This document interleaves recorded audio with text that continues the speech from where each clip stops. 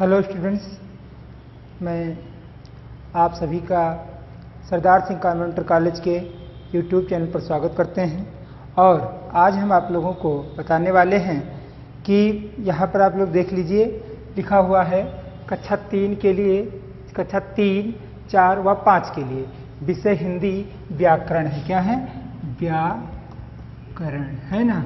आज हम आप लोगों को हिंदी व्याकरण बताने वाले हैं। इसमें भाग 3 है, पाठ 3 का, यानी अध्याय 3 का भाग 3 है। इसके पहले हमने 2 वीडियो और बना चुके हैं, ऑलरेडी वो तैयार कर चुके हैं, जिसमें आप लोगों को बताया गया है शब्द विचार। शब्द विचार चैप्टर पर आप लोगों को जो है इसके पहले भी 2 वीडियो दिए जा चुके हैं, जिसमें आपको बताया गया है कि अर्थ के आधार पर शब्द का वर्गीकरण और जो है उत्पत्ति के आधार पर शब्द का वर्गीकरण।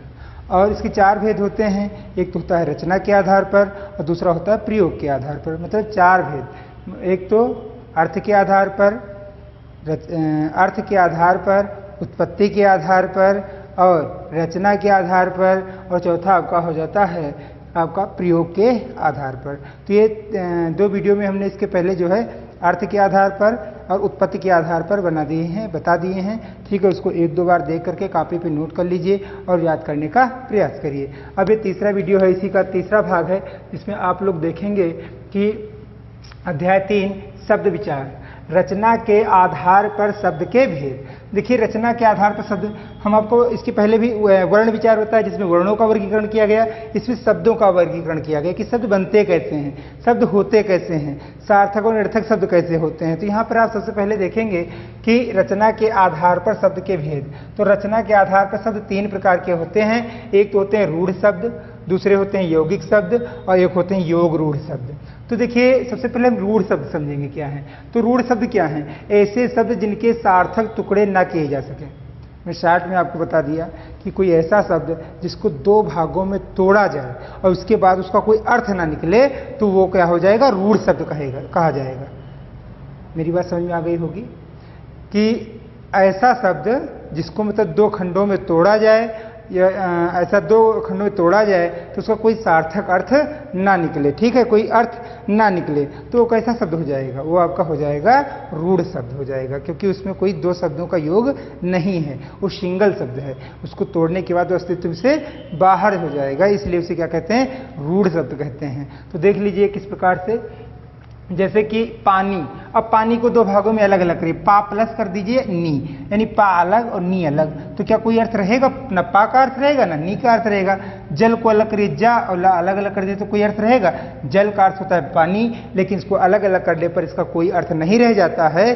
तो इसलिए क्या हो जाएगा ये कि मतलब ये रूढ़ शब्द है। इसको अलग अलग तोड़ने पर कोई मतलब सार्थक शब्द नहीं रह जाता है। चाकू अलग कर दीजिए, कू को अलग कर दीजिए, तो क्या कोई इसका अर्थ रहेगा? नहीं रहेगा। इसलिए इसे क्या कहे हैं कि रूढ़ शब्द कहा जाता है। आदि इस प्रकार से बहुत सारे आपको शब्द मिल जाएंगे। यौगिक शब्द क्या होते हैं? 2 या 2 से अधिक सार्थक शब्दों से बने शब्द, यानी 2 या 2 से अधिक सार्थक शब्दों से बने शब्द, यानी कि 2 या 2 से अधिक शब्द मिला करके जब कोई शब्द बनाया जाता है तो उसे हम कहते हैं यौगिक शब्द। क्या कहते हैं? यौगिक शब्द कहते हैं। ठीक। अच्छा, इनको जब जोड़ोगे तब भी वही अर्थ देंगे, तब भी अर्थ देंगे, और इनको अलग अलग कर दोगे तब भी अपना अर्थ वास्तविक अर्थ ही रखेंगे। जैसे हम कहें पाठशाला, तो पाठ को अलग कर दीजिए और शाला को अलग कर दीजिए, यानी पाठशाला, तो ये पाठ अलग हो जाएगा, शाला तो पाठ का अर्थ अलग हो जाएगा, शाला का भी अलग हो जाएगा, जोड़ करके भी एक ही अर्थ में आएगा। सेनापति क्या हो जाएगा? सेनापति। तो सेनापति का मतलब क्या? कि सेनापति है, इसको सेना का पति है ना, सेना अलग कर दीजिए, पति अलग कर दीजिए, है ना। पाठ की शाला हो जाएगा, सेना का पति हो जाएगा सेनापति, है ना। रसोई घर, रसोई के लिए घर, तो ये देखो क्या हो जाएगा? रसोई घर। तो इसमें अलग अलग कर दीजिए, 2 भागों में तोड़ेंगे तब भी क्या इसका अर्थ? सार्थक अर्थ ही रहेगा। मतलब रसोई का अलग अर्थ और घर का अलग अर्थ रहेगा। तो 2 सार्थक शब्दों से बने हुए, 2 या 2 से अधिक सार्थक शब्दों से बने हुए जो शब्द होते हैं उन्हें हम क्या कहते हैं? यौगिक शब्द कहते हैं। और ये अलग होने पर भी वही अर्थ देते हैं और जोड़ने पर भी लगभग वही अर्थ देते हैं, इसलिए इनको यौगिक शब्द कहते हैं। आगे आपका आता है तीसरा योग रूढ़ शब्द। ये भी क्या होते हैं? ये भी 2 या 2 से अधिक सार्थक शब्दों से बने शब्द होते हैं। मतलब दो या जिस प्रकार से यौगिक शब्द होते हैं कि दो या दो से अधिक सार्थक शब्दों से बने शब्द होते हैं, तो यहाँ पर क्या होता है, ये भी दो या दो से अधिक सार्थक शब्दों के मेल से ही बने हुए शब्द होते हैं, परंतु ये जुड़ने पर रूढ़ अर्थ देते हैं। मतलब जो जुड़ेंगे तो कोई नया अर्थ देंगे। सार्थक शब्दों का मेल तो है, अलग अलग करेंगे तो वो अलग अलग अर्थ देंगे, लेकिन जब जोड़ देंगे तो ये एक नया अर्थ देंगे, तीसरा अर्थ देंगे, रूढ़ शब्द मतलब रूढ़ अर्थ देंगे। तो देखिए यहाँ पर क्या हो जाएगा, जैसे दशानन है तो 10 प्लस आनन अर्थात 10 सिर हैं जिसके, तो यहाँ पर 10 आनन 10 सिर अलग अलग अर्थ हो गया। लेकिन जब इसको हम जोड़ दिए तो दशानन, तो दशानन किसे कहा जाएगा, दशानन मतलब रावण, तो एक रूढ़ अर्थ दे रहा है। दशानन किसको कहा गया, एक रूढ़ अर्थ दे रहा है। ठीक है, मतलब अर्थ एक सिंगल अर्थ निकल रहा है, जब तोड़ेंगे तब ये फिर क्या नहीं रह जाएगा, तब ये वो अर्थ मतलब रावण का अर्थ नहीं रह जाएगा। जैसे निशाचर रात को चरण करने वाला, रात को विचरण करने वाला, लेकिन निशा माने रात, चरण वाले चलने वाला, रात को विचरण करने वाला, लेकिन हुआ क्या, जब इसको एक में जोड़ देंगे तो निशाचर का मतलब राक्षस हो जाएगा। जैसे लंबोदर है ना, तो लंबा है उदर जिसका अर्थात गणेश जी, तो लंबा अलग, उदर माने पेट, लंबा है उदर, लेकिन क्या हो जाएगा, जुड़ने के बाद में वो रूढ़ शब्द देगा, क्योंकि रूढ़ अर्थ देगा, क्योंकि उसका मतलब होता है गणेश। अगर कहीं पर लंबा लिखा हो और अलग लिख दिया जाए उदर, तो लंबा का अर्थ बड़ा, लंबा सा है ना, और उदर माने पेट हो जाएगा, तो वहाँ पर क्या हो जाएगा, वो अलग अलग हो जाएगा। लेकिन जब जोड़ देंगे लंबोदर तो क्या बनाएगा अर्थ अपना, वो एक रूढ़ अर्थ बना देगा, क्योंकि गणेश जी के लिए लंबा उदर के लिए प्रयोग किया जाता है। तो इस प्रकार से आप लोगों की सब होता समझ में आ गया हो कि रूढ़ शब्द वे होते हैं जिनके सार्थक टुकड़े नहीं किए जा सकते हैं, यौगिक शब्द वे होते हैं जिनके दो सार्थक शब्दों से बने हुए होते हैं और इनको जोड़ने पर और अलग करने पर अर्थ एक समान देते हैं। योग रूढ़ शब्द वे होते हैं जो दो सार्थक शब्दों से मिलकर के तो बने होते हैं, लेकिन जुड़ने के बाद में रूढ़ अर्थ देते हैं। तो इस प्रकार से आप लोगों को ये तीनों समझ में आ गए होंगे। इसके बाद में क्या लिखा, प्रयोग के आधार पर शब्द के भेद, प्रयोग के आधार पर शब्द के भेद। तो देखो प्रयोग के आधार पर दो प्रकार के शब्द माने जाते हैं, एक तो अविकारी और एक होता है अविकारी, एक होता है विकारी और एक होता है अविकारी। तो विकारी क्या है, मतलब ऐसे शब्द जिसमें विकार उत्पन्न हो। अब विकार कैसे उत्पन्न होगा, ऐसे शब्द जिनमें विकार उत्पन्न हो, मतलब लिंग वचन कारक के प्रयोग के अनुसार उसके रूप में परिवर्तन आए या मतलब रूप परिवर्तित कर लें, तो उसे हम क्या कहेंगे, विकारी शब्द कहेंगे। लिंग वचन कारक के अनुसार वो अपना रूप बदलें तो उसे क्या कहेंगे, हम विकारी शब्द कहेंगे। अच्छा, अविकारी क्या होते हैं, जिसपे लिंग वचन कारक का कोई प्रभाव नहीं पड़ता है, उसे हम अविकारी शब्द कहते हैं। जैसे कि अब आप लोगों की समझ में आ भी गया होगा, जैसे हम यहाँ पर इसके कुछ भेद हैं। विकारी शब्द के अंदर क्या विकारी शब्द भी आपके 4 प्रकार के होते हैं। एक तो आपका होता है संज्ञा, सर्वनाम, विशेषण, क्रिया। संज्ञा, सर्वनाम, विशेषण, क्रिया। तो इसमें विकारी कैसे आया, विकारी से संज्ञा ले लीजिए आप।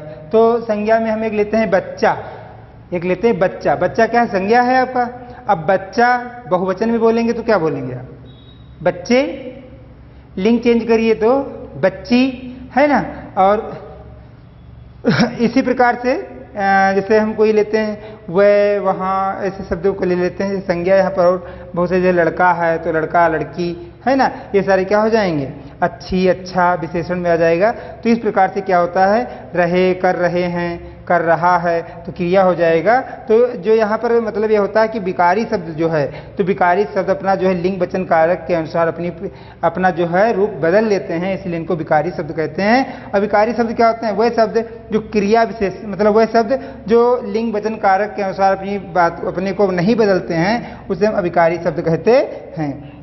जैसे कि इसमें आपको कहा जाएगा, जैसे बहुत सारे आप संबंध बोधक ले लीजिए, जैसे और अब ये और है, आज है, अनेक है, बहुत सारे ऐसे शब्द आपको मिलेंगे। ओह, है ना, अरे, है ना, ओह, अरे, ये सब शब्द क्या हैं कि मतलब कैसे शब्द हैं, ये आपके अविकारी शब्द हैं। जैसे और है, तो और को कभी आप ऐसे नहीं देखे होंगे कि औरी लिखा हो, औरे लिखा हो, है ना, मतलब ना लिंग का कोई प्रभाव पड़ेगा और ना किसी उसका कारक का प्रभाव पड़ेगा, ना ही कहीं वचन का प्रभाव पड़ेगा। आज है तो आज पर भी किसी चीज़ का प्रभाव नहीं पड़ेगा। आज ही ऐसा कुछ नहीं लिखा पाओगे आप लोग। मतलब आज ये मतलब अपना रूप कभी बदलते नहीं है। क्या करते हैं? ये अपना कभी रूप बदलते नहीं है, इसीलिए इनको क्या कहा जाता है? अविकारी शब्द कहा जाता है, क्योंकि उनमें कोई विकार उत्पन्न नहीं होता है। अब इसके बाद में हम अगले वीडियो में आपको जो बताएंगे तो उसमें बताएंगे विकारी शब्द। विकारी शब्द के अंतर्गत जो आता है संज्ञा एक में, फिर सर्वनाम, फिर विशेषण, मतलब इनको 4 वीडियो में इनको और इनको भी 4 वीडियो में अलग अलग करके बताया जाएगा। तो इस वीडियो में इतना ही, और आप सब लोग जो है इसको 1 बार या 2 बार देख करके याद करें और समझने का प्रयास करें। कॉपी पर नोट भी कर सकते हो, ठीक है। तो इस प्रकार से जो है इसको आप लोगों को तैयार करना है। धन्यवाद।